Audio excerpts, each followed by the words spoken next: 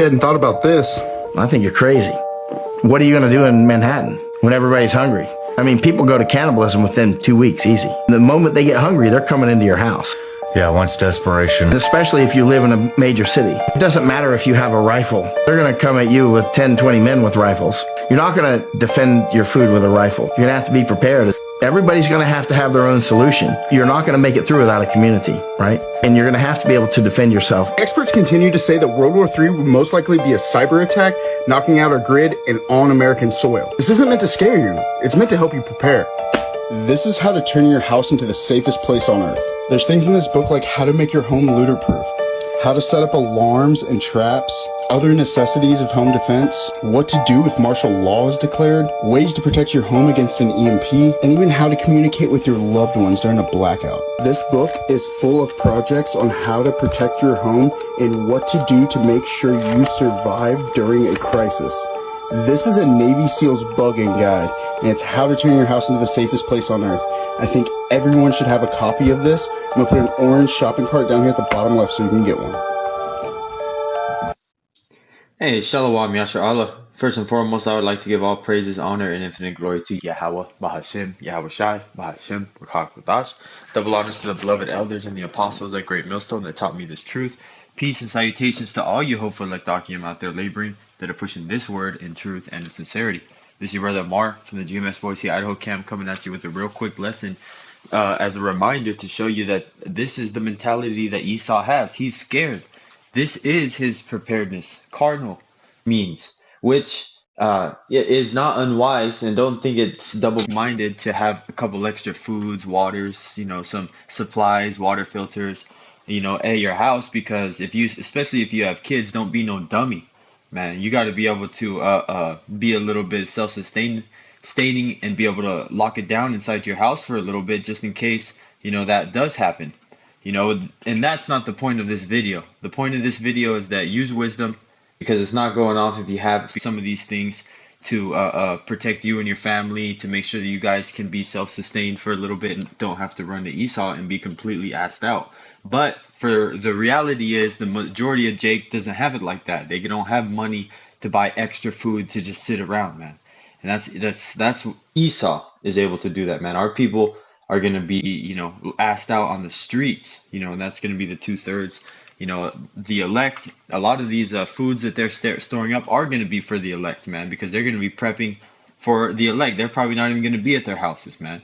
But the point being that the Lord is going to take care of his own. And the mentality of Esau is that he sees his kingdom falling. He sees that something big is going to happen and that he has to do something himself, man. And this is a mentality Esau has always had. They've even since the 50s, they've talked about, building a bunker in your backyard. Well, they don't understand that no matter what preparedness they have and get together, it's ultimately not going to stop the nuclear missiles. Because as a whole, they really do not believe that America will be ever completely wiped out. But that is the pride of Esau Edom. So with that being said, the Lord is going to make sure to sustain brothers and their loved ones, the 1/3 and the elect, enough to get them through Jacob's trouble, or who doesn't. It's all Lord's will. Some of them are going to be in the spirit world before some of the other brothers, man. They just get the reward that much quicker, But that's neither here nor there, because I don't want to get off subject. But the point being is that these people are going to fight each other. And we have always been saying at camps and at our camps, cannibalism is coming back in a big way. And we see examples of that in the movies, and not to mention these zombie movies. Because if you think about a zombie, what's a zombie? It's a mindless being that's full of rage, bloodthirsty, and violent. And there's a lot of them. And that is exactly going to be how these people are going to be acting in these last days. Not to mention all the type of nanotechnology that they have swimming in their veins that could have them, acting any type of way, man. And cannibalism is just one of the many things that's going to become normal in these last days because of how many people are going to be asked out, man. Desperate, no food, starving, famine, and it's going to get bad out here. That's why you need the Lord. But this is 2nd Esdras 6 and 22. And suddenly shall the sown places appear unsown. And these are the grocery stores, the storehouses, where they stockpile food. The full storehouses shall suddenly be found empty. That's because it's just like we see in every type of natural disaster. People flock to the grocery stores and buy them out. Out of panic buying is what they call it. This is 23. And the trumpet shall give a sound, which when every man heareth, they shall be suddenly afraid. And that's the trumpet, of this coming destruction. Ultimately, the trumpet, is a warning of the coming destruction because they know they're going to be, hopeless, especially if they don't have Yahweh Bashem Yahweh Shai. And ultimately that trumpet of the final coming is when the nuclear missiles melt this place in Yahweh Shai, and the angels are blasting laser beams out in all the four corners of the world. Verse 24, at that time shall friends fight one against another like enemies, and the earth shall stand in fear with those that dwell therein. The springs of the fountain shall stand still, and in 3 hours they shall not run. And that's ultimately talking about the flow of the water, the information, but also the point being that the friends, Salak Yakim, the point being is that even friends are going to fight together like enemies.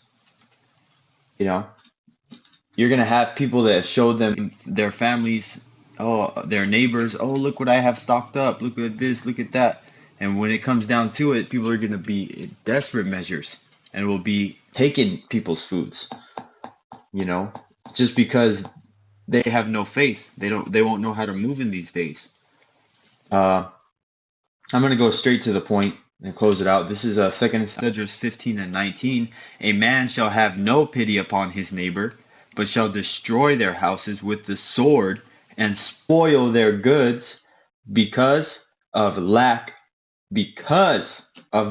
of bread and for great tribulation. So not to mention the famine is going to make all the other tribulations that much worse, man, because everything is worse when you're hungry. You're more moody when you're hungry. You can't think straight when you're hungry. Your body's tired when you're hungry. You get a headache when you're hungry. Not to mention these people, their parasites in their bodies are going to be screaming and causing them to be in pain until they get these foods, these sugar cravings, these fat cravings, these pork cravings that these people got, man. They're going to be freaking going wild, man. And that's why cannibalism is coming back in a big way. And these people are going to be at each other's throats because of the lack of bread and for great distress. And you can see Esau scared, trying to get prepared through some survival guides, man. It's not bad to have some information, but think about this, man. That ain't going to do anything if you're not right with Yahweh Bashem Yahweh Shai and prepping with the real book that can get you saved. And that is the Holy Scriptures. So with that, I'd like to give all praises, honor, and infinite glory to Yahweh, Bahashim, Yahweh Shai, Bahashim, Rakakatash. Double honors to the beloved elders and the apostles, the great millstone that taught me this truth.